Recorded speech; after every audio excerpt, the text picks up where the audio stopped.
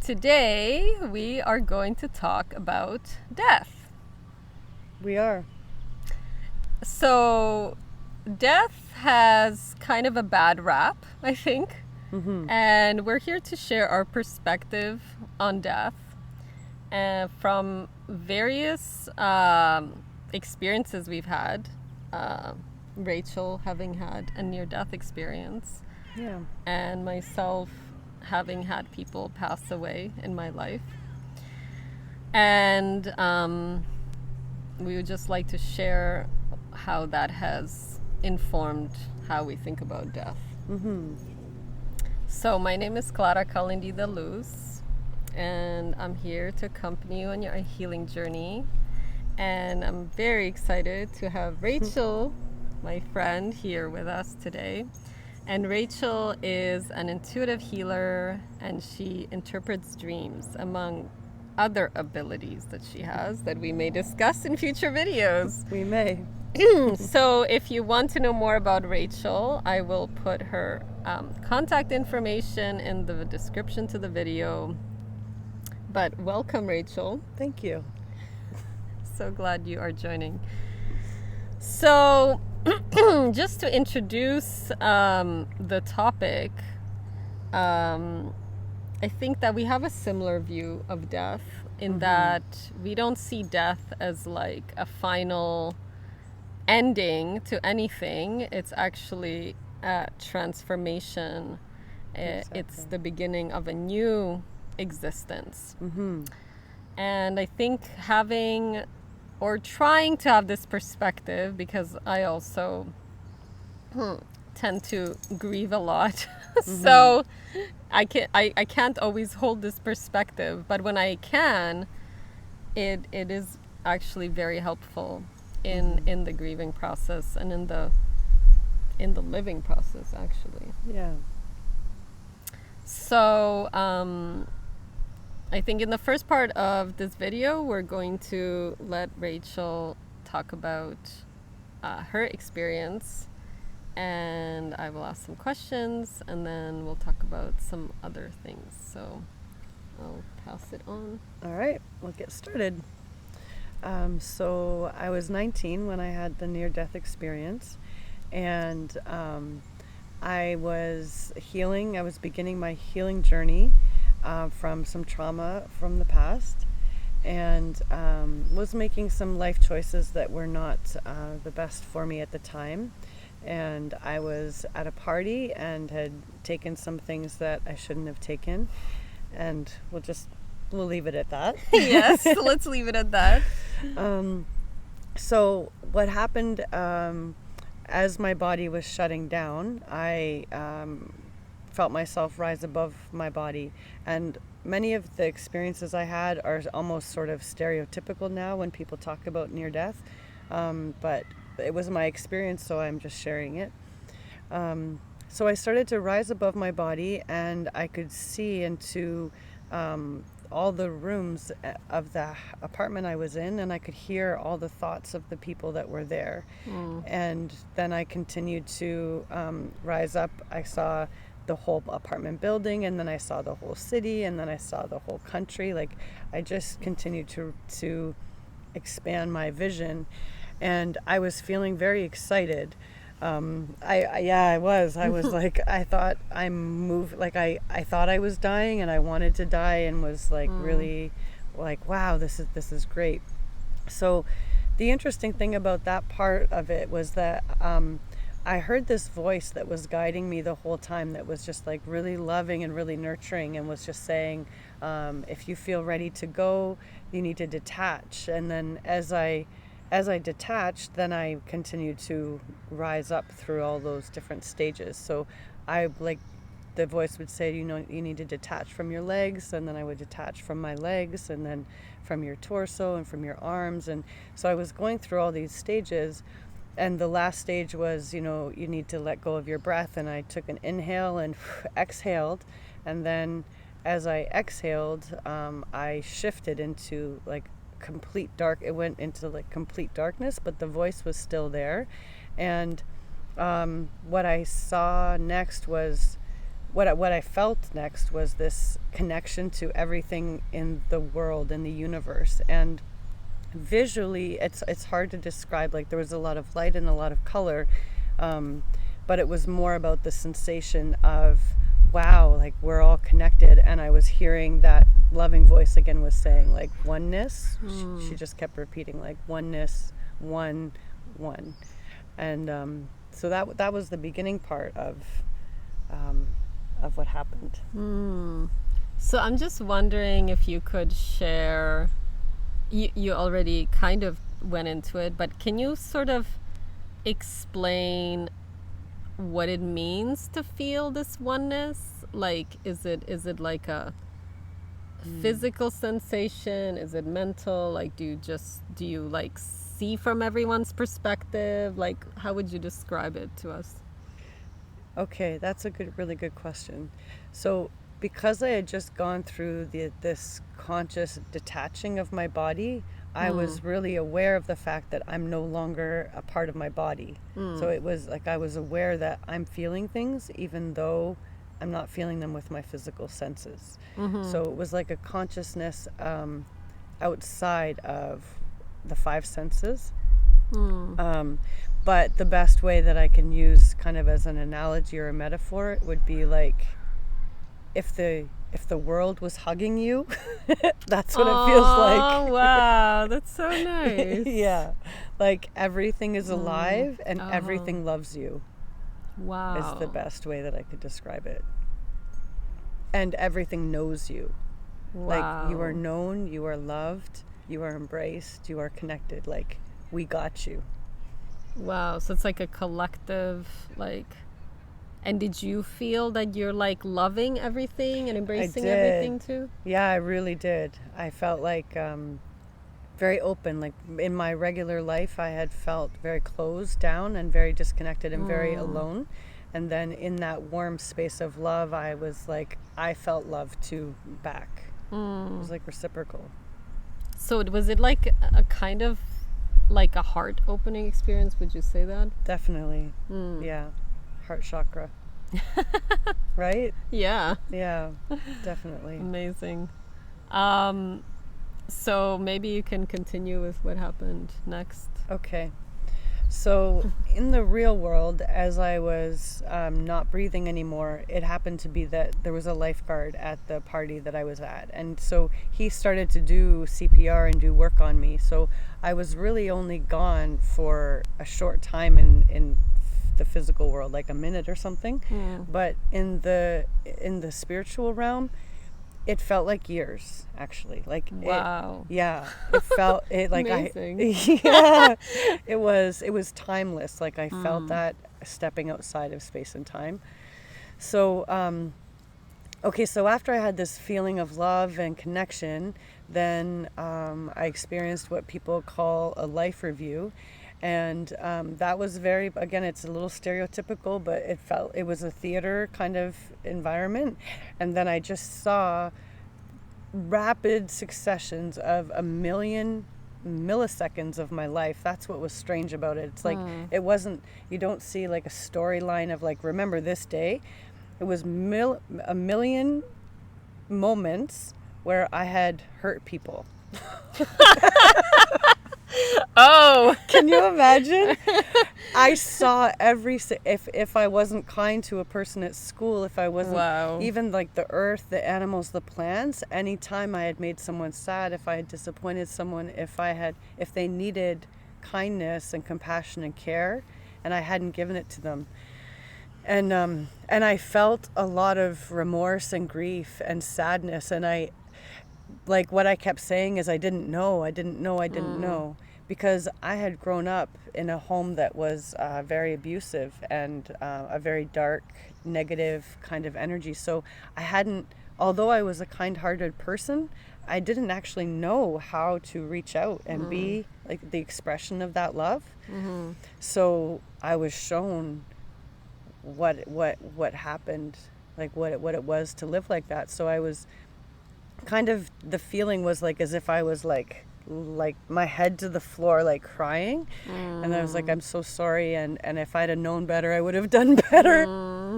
And then the voice is like, oh, well,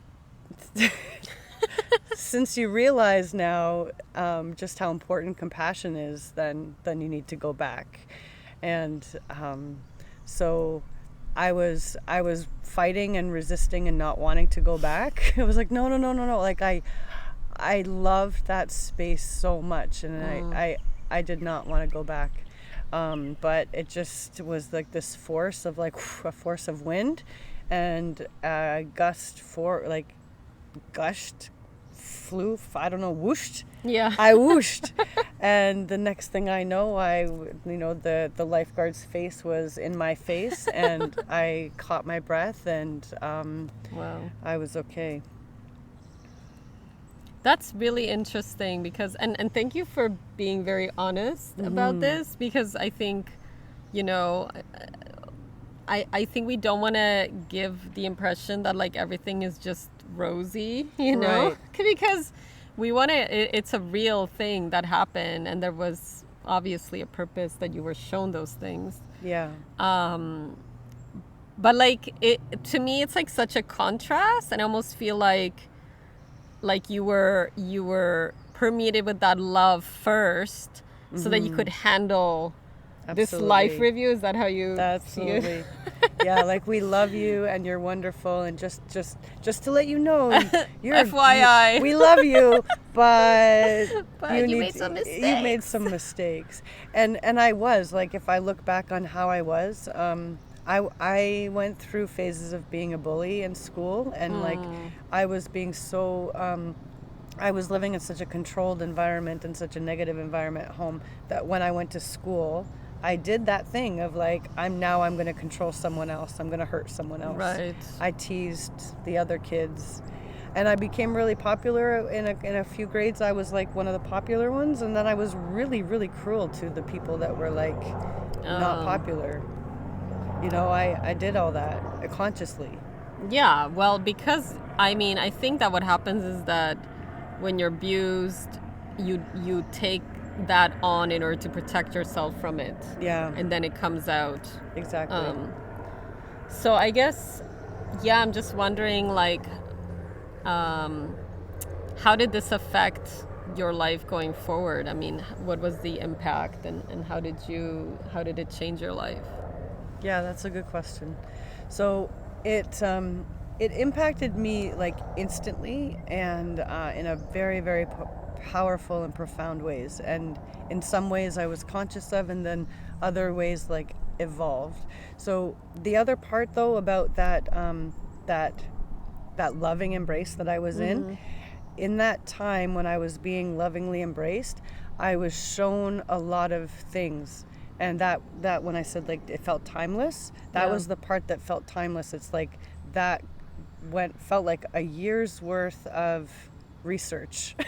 Wow. Or downloads or something. Excellent. Like my brain was a computer. It was like downloaded so much.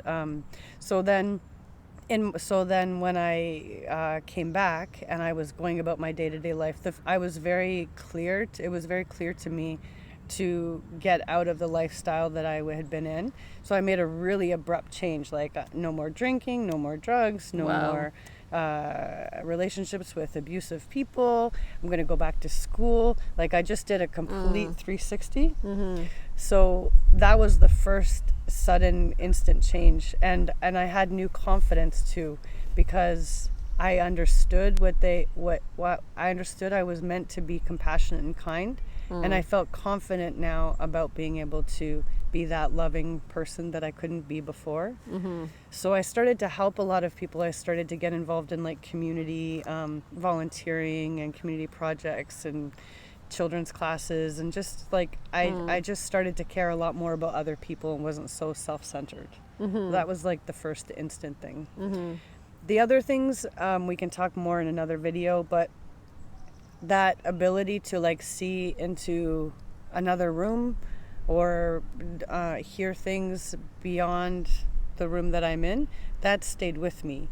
And so there were certain gifts, I would say, that I like brought back, And then those like emerged over time. And at the beginning, the one that was the strongest was my intuition. Like that voice of guidance that was there in my near-death experience stayed with me and made it really clear.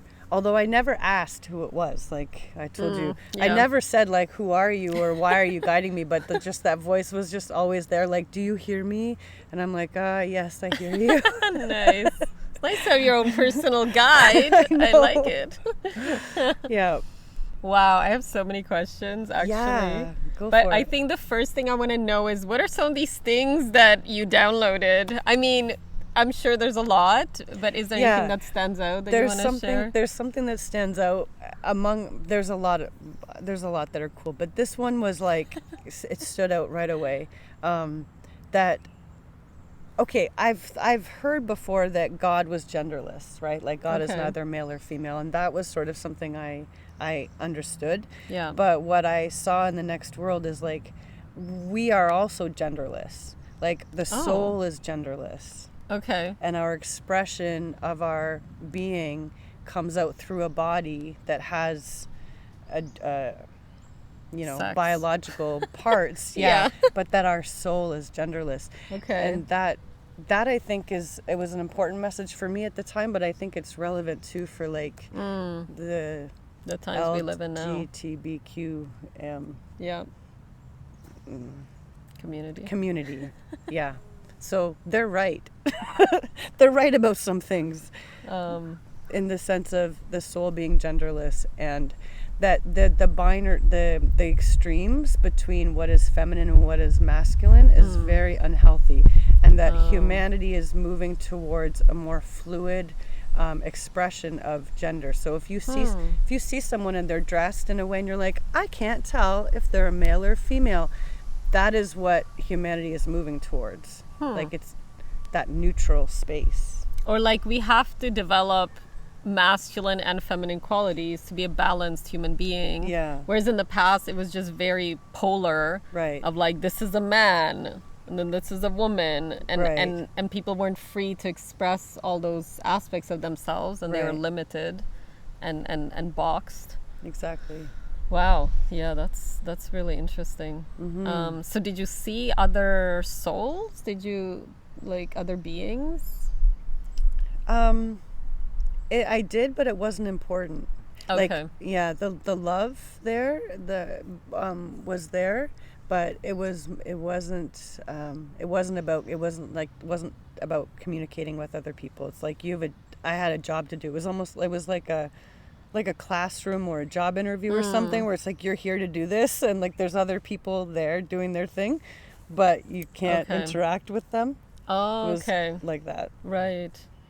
So what did you feel was then your purpose in life coming from that? You touched on it, but like even Yeah, more. the compassion. So there were Okay. two main things that were repeated, like oneness and compassion. Okay. So be in a state of oneness and feel connected.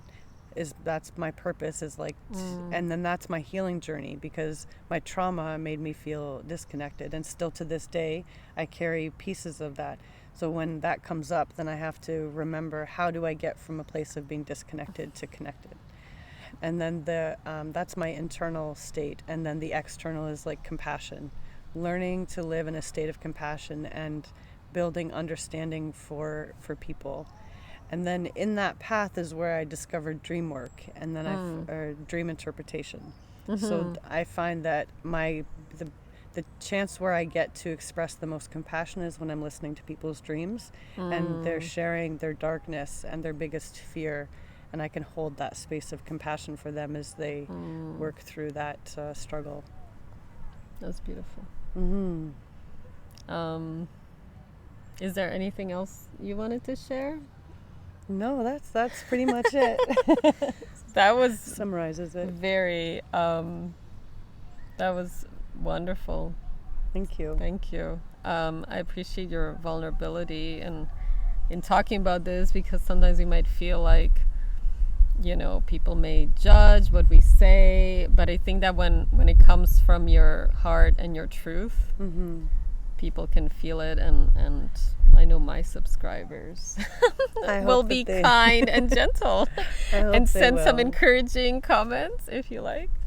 Or if anyone wants to share similar or different experiences with near death, we'd love to absolutely see your comments. The thing is that what I realized through that is how beautiful life is and how beautiful death is, and that it really is just a change, just a transformation, just a process. And that kind of connects with a little bit of what you've gone through lately with losing a loved one recently and a family member in the past. Right. I'm just wondering, maybe we should wrap up this video and have a part 2. What do you think? Okay, that sounds great. All right, so we'll be back very soon for part 2, but thank you for being here for part 1. You're welcome. All right.